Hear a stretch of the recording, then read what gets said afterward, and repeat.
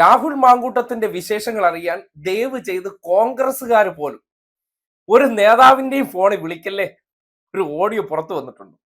മാങ്കൂട്ടത്തിന്റെ വിശേഷം അറിയാനായിട്ട് ജ്യോതികുമാർ ചാമക്കാലയെ വിളിച്ച ഒരു കോൺഗ്രസ്സുകാരന്റെ അനുഭവം നിങ്ങൾക്ക് കേൾക്കണ്ടേ? ആ ഓഡിയോ കേട്ടാൽ ഒരുപക്ഷെ രാഹുൽ മാങ്കൂട്ടത്തിന്റെ ഓഡിയോ പുറത്തു വന്നില്ലേ, അതുപോലെ കേരളം ഞെട്ടുന്ന ഒരു ഓഡിയോ ആണ്. എന്തായി രാഹുലിന്റെ കാര്യം, നടപടി എടുക്കുമോ എന്ന് ചോദിച്ചത് മാത്രമാണ് ഓർമ്മ.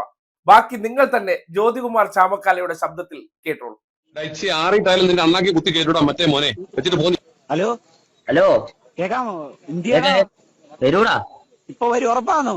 ആ ഉറപ്പാന്നേ.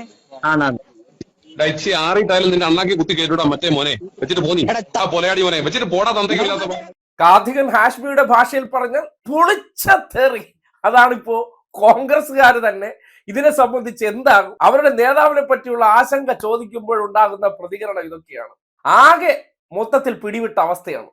ആരെന്ത് ചെയ്യുന്നു പോലും അറിയാൻ വയ്യ. നേതാക്കന്മാരെല്ലാം ഭ്രാന്ത് പിടിച്ച് നടക്കുകയാണ്. ഏത് രാഹുൽ മാങ്കൂട്ട ആ പെൺകുട്ടിയെ വിളിച്ച് പറയില്ല എന്റെ തലയൊക്കെ പൊട്ടിത്തെറിക്കാറായി എന്നുള്ളത്. അതുപോലെയാണ് കോൺഗ്രസ് നേതാക്കന്മാർ. ഫോൺ കോളുകൾ കൊണ്ട് ഒരു നിവർത്തിയില്ല.